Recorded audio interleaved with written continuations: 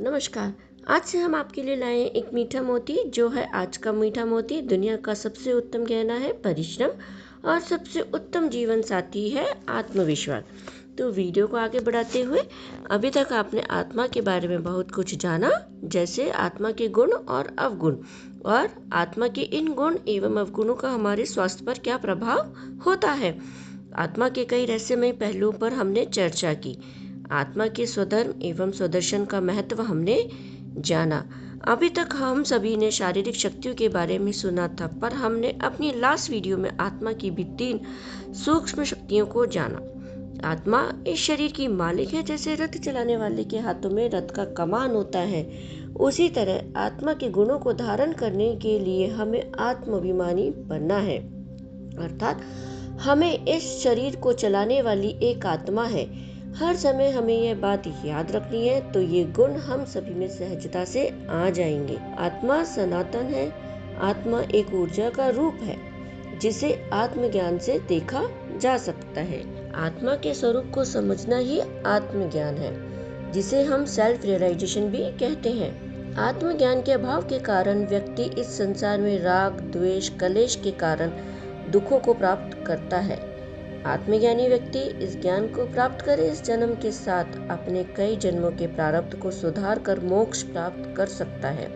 मनुष्य अपने जन्म को सार्थक करने के लिए समय रहते इस सत्य से अवगत हो जाए कि जन्म लेने के बाद उसका अंतिम लक्ष्य मोक्ष प्राप्त करना है।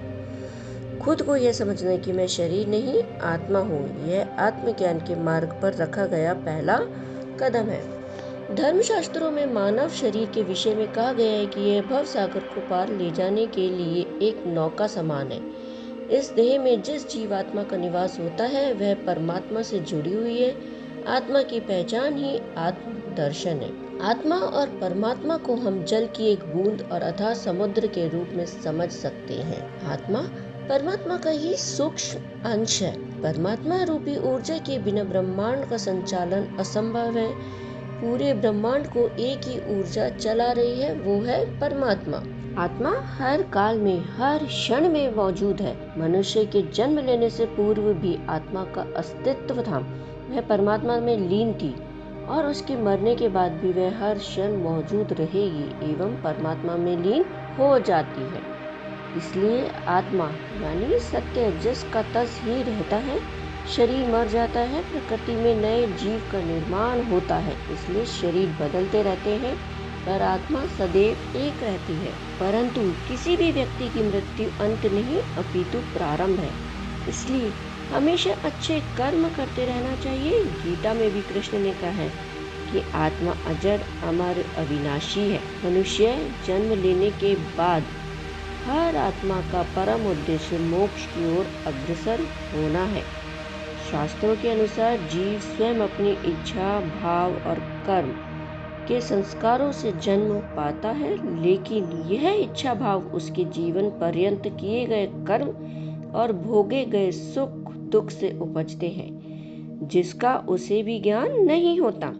ये बीज रूप में मृत्यु के साथ जाते हैं और व्यक्ति फिर वहीं जन्म लेता है, जैसे कि उसके प्रारब्ध निर्धारित करते हैं।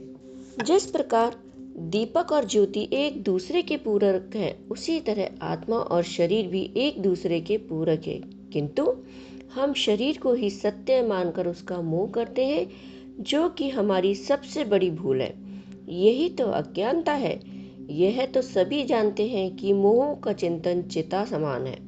इतना सब कुछ पता होने के बाद भी हम शरीर को महत्व देते हैं। उसी शरीर पर हम गर्व करते हैं और आत्मा के महत्व को हम गौण मानते हैं, मतलब शून्य मानते हैं। शरीर से हम कर्म भले ही करते हो, किंतु प्रेरक शक्ति आत्मा ही है। आत्मा के अभाव में शरीर तो मात्र शव है और शास्त्रानुसार शव अपवित्र होता है, उसका परित्याग तुरंत आवश्यक है। हम शव होते ही अपनी पहचान, अपना महत्व, सभी कुछ खो बैठते हैं। आत्मा जन्म और पुनर्जन्म के चक्र में अपनी बहुत सारी शक्तियों को खो देती है और आत्मा को फिर से सशक्त बनाने का एकमात्र तरीका मेडिटेशन है।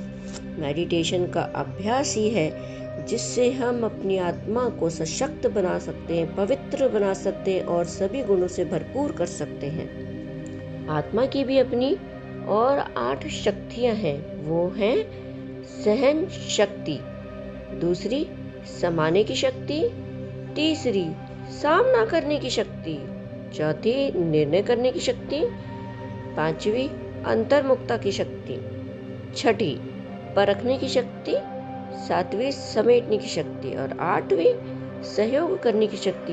आप सभी का बहुत बहुत शुक्रिया और बने रहिए हमारे नेक्स्ट वीडियो के लिए। धन्यवाद।